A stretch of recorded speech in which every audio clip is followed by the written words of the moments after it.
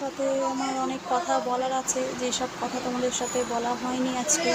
আমি একটা কথাই বলতে চাইবো, হয়তো তোমরা জিজ্ঞাসা করবে দাদা ভাইয়ের কী হয়েছে। একটাই কথা হচ্ছে, দাদা ভাইয়ের হয়েছিল, দাদা ভাই মানে আমার অনেক দিন আগে 2 মাস ভেতরেই মানে আমার ভাই আমার হাজব্যান্ডকে নেশাগ্রস্ত দুজনের তর্কতর্কি হতে আমার হাজব্যান্ডের মাথায় মেরে দিয়েছিল। আমার হাজব্যান্ডের মাথায় সেলাই হয়েছিল 4টে, ঠিক আছে। এবার তারপরে দাদা ভাই একটু মাথায় একটু খুব আঘাত পেয়েছিল, যে আমার শালা মানে কাকার ছেলে নিজের ভাই না এমনই মেরেছিল, মানে অনেক কষ্ট পেয়েছিল। সেই রাগেতে উনি কিছুদিন আগে ও বাড়িতে গিয়ে একটু চিৎকার চেঁচামেচি করছিল। এবার তাদেরকে তো গায়ে হাত দিতে পারিনি, দেখে তার আগেতে আমাদের জানলায় গিয়ে হাতে ঘুষি মারতে দাদার হাত মানে হয়ে গেছিলো, কাজ লেগে গেছিলো। লেগে যেতে দাদার হাতে আবার 4টে সেলাই পড়েছে।